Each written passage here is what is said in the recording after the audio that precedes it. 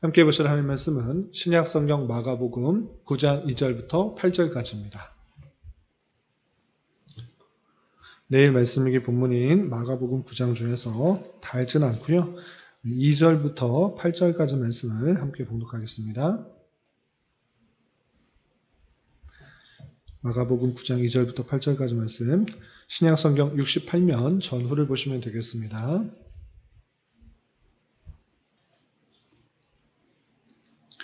네, 찾으신 줄 알고 함께 봉독하겠습니다.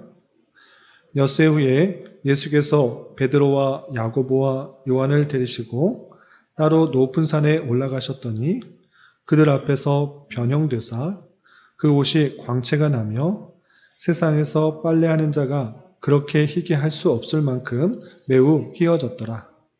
이에 엘리야가 모세와 함께 그들에게 나타나 예수와 더불어 말하거늘 베드로가 예수께 고하되 라삐여 우리가 여기 있는 것이 좋사오니 우리가 초막 셋을 짓되 하나는 주를 위하여 하나는 모세를 위하여 하나는 엘리야를 위하여 하사이다 하니 이는 그들이 몹시 무서워하므로 그가 무슨 말을 할지 알지 못함이더라.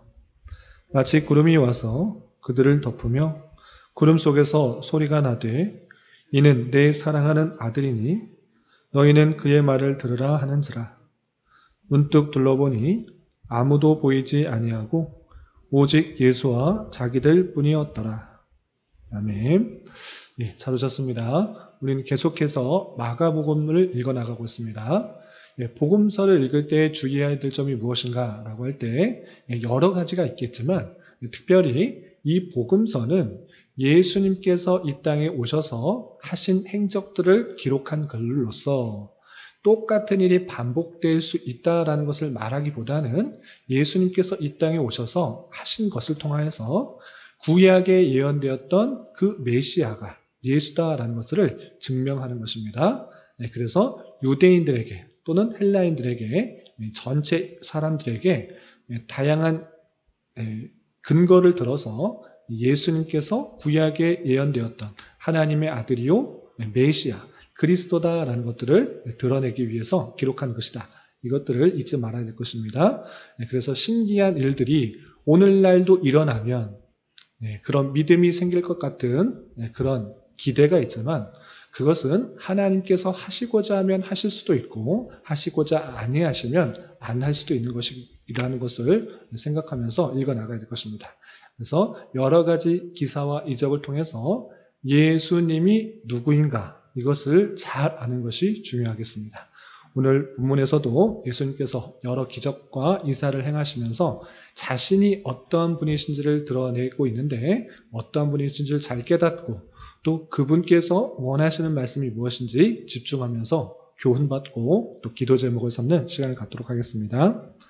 8장에도 38절까지 여러 가지 내용들이 많이 나와 있는데 이해를 돕기 위해서 세 가지 문단으로 나눠서 우리 살펴보도록 하겠습니다. 우선 1절부터 13절까지는 예수님께서 한 높은 산에 올라가서 옷이 어떤 사람이 빨아도 이렇게 깨끗하게 될 수 없을 정도로 하얗게 변화된 사건들이 나타납니다.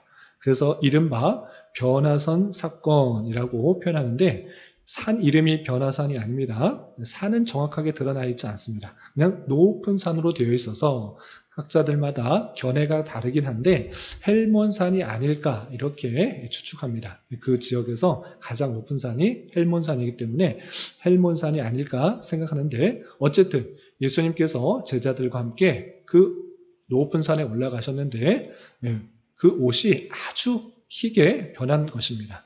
그런데 옷만 변한 것에서 그치는 것이 아니라 거기에 누가 나타나는가? 엘리야와 모세가 나타나서 예수님과 되어야 하는 것을 보게 됩니다. 이 모습을 본 제자들이 너무나 놀라서 이곳에서 차라리 집을 지어놓고 살면 좋겠다 할 정도로 그런 놀라운 광경을 목격하게 되는 것입니다. 그런데 중요한 것은 그 장소에서 나온 말씀인 것입니다. 어떤 말씀이 들렸는가 보시면 9장 7절에 이렇게 되어 있습니다. 9장 7절에 마침 구름이 와서 그들을 덮으며 구름 속에서 소리가 나되 이는 내 사랑하는 아들이니 너희는 그의 말을 들으라 하는지라 라고 되어 있습니다. 여기서 구름이라는 것은 물론 구름이 이 장소에 있었지만 구약 성경에서부터 구름은 하나님의 임재의 그 모습 속에서 잘 드러나고 있는 것입니다. 그런데 그 구름 속에서 하나님께서 말씀하시기를 무엇이라고 말씀하시는가? 이는 이 예수는 내 사랑하는 아들이니 너희는 그의 말을 들으라 라고 말씀하신 것입니다. 이렇게 하나님께서 친히 그 예수에 대해서 사랑하는 아들이라는 것들을 밝혀주었던 것입니다.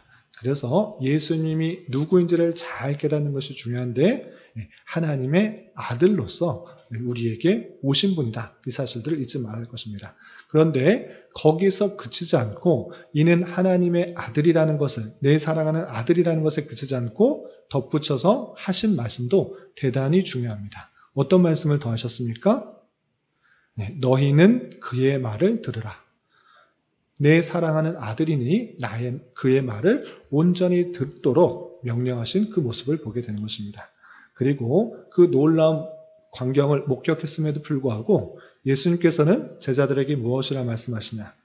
인자가 죽은 자 가운데서 다시 살아날 때까지 이 본 것을 아무에게도 이르지 말라라고 하면서 신기한 광경을 목격했지만 그것을 함부로 말하는 것을 통하여서 사람들이 인자에 대해서 오해하게 될까봐 아직 때가 이르지 아니하였으니 그것을 아무에게도 말하지 말라라고 말씀하신 것입니다.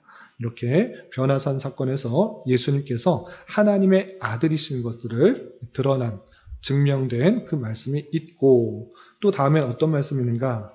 14절부터 29절까지는 귀신 들린 아이를 고치시는 장면이 나옵니다. 그런데 여기서 다른 곳에서 했던 모습과 조금 차이 나는 것은 이것입니다. 무엇이냐? 이 귀신 들린 한 아이가 있었는데 그 아버지가 예수님을 먼저 찾아온 것이 아니라 누구를 찾아왔는가? 제자들에게 먼저 찾아온 것입니다.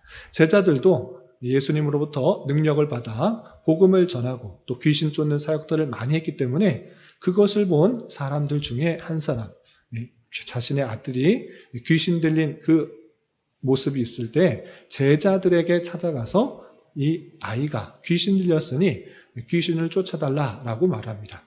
그런데 그 제자들이 그 아버지의 아이, 그 귀신 들린 아이의 귀신을 쫓을 수 있었을까요? 없었을까요? 없었습니다. 그러자 그 귀신 들린 아이의 아버지는 예수님께 다시 찾아옵니다. 그러면서 귀신을 쫓아달라고 이렇게 말합니다. 그러자 예수님께서는 그 귀신 들린 아이, 내가 이것을 고칠 수 있다라고 말을 하면서 믿는 자에게는 능히 못할 일이 없느니라 라고 하면서 의심하지 말고 믿으라는 것들을 강조합니다.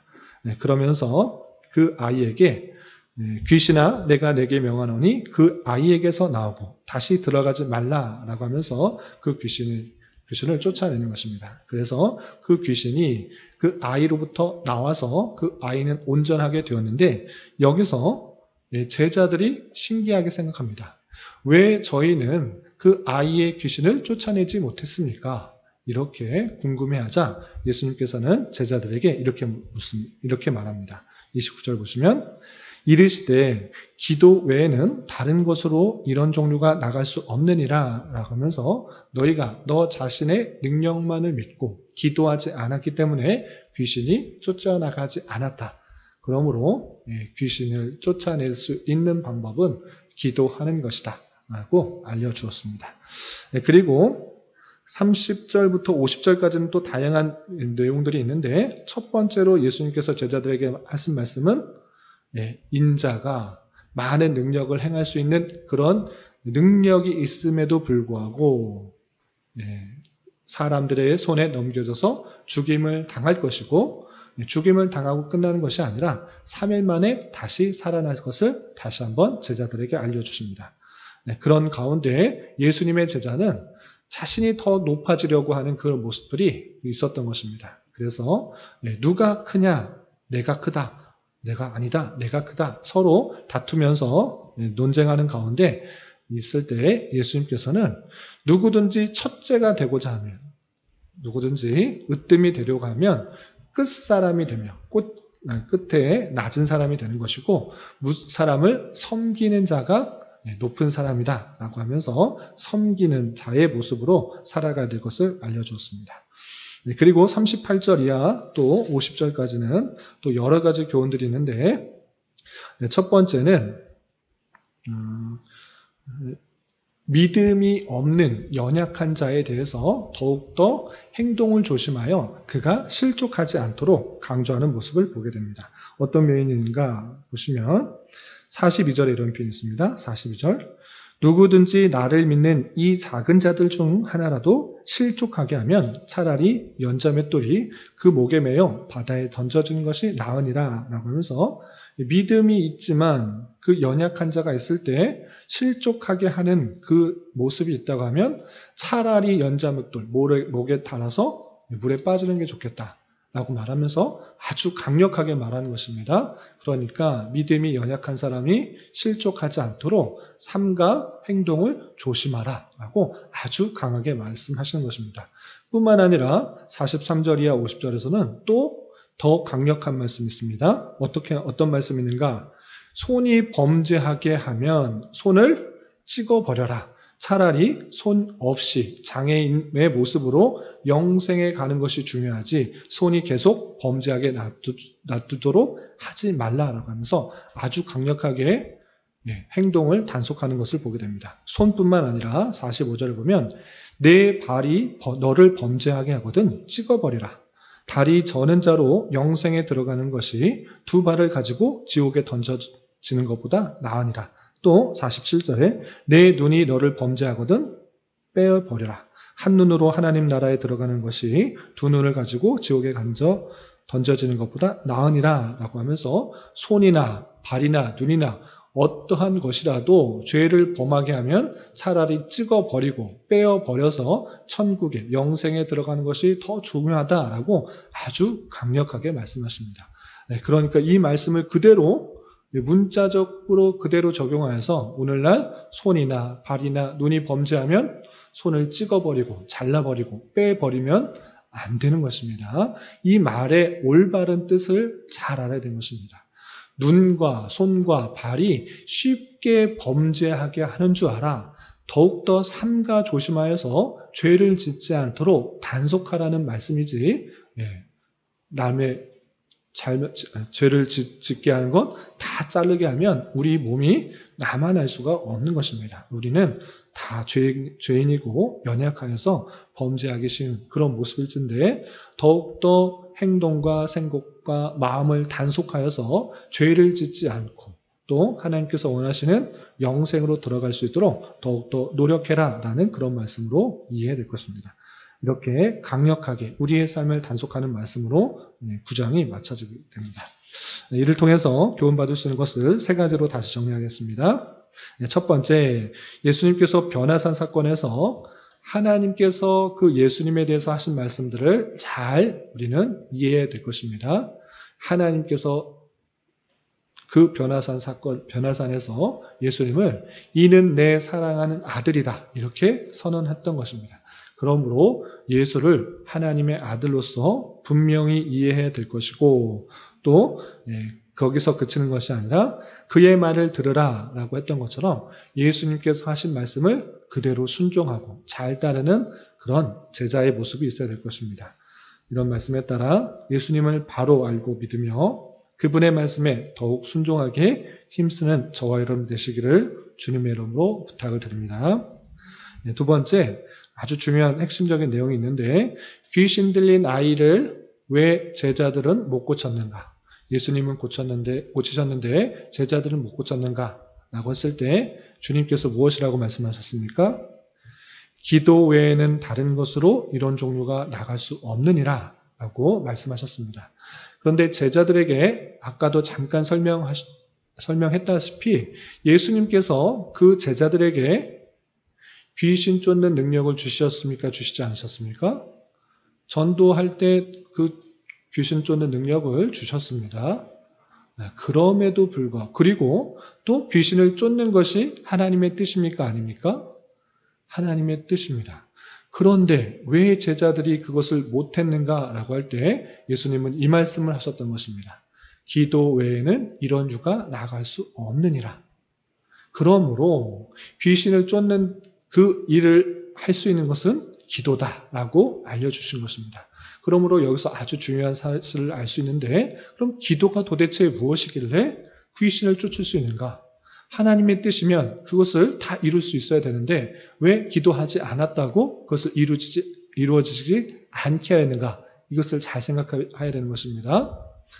그것은 다름 아니라 자신의 그 능력을 받았다고 해서 내 힘과 내 능력으로 귀신을 쫓을 수 있다라는 착각을 하지 않도록 하기 위함인 것입니다.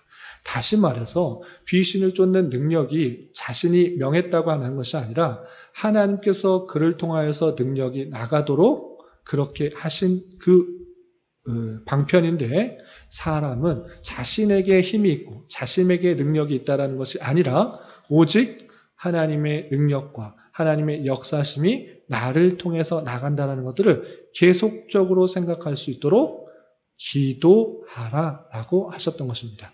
다시 말해서 우리가 열심히 기도하지 않고 또 이 자리에 기도하지 않는다고 해서 하나님의 뜻이 이루어지지 않는 것 아닙니다.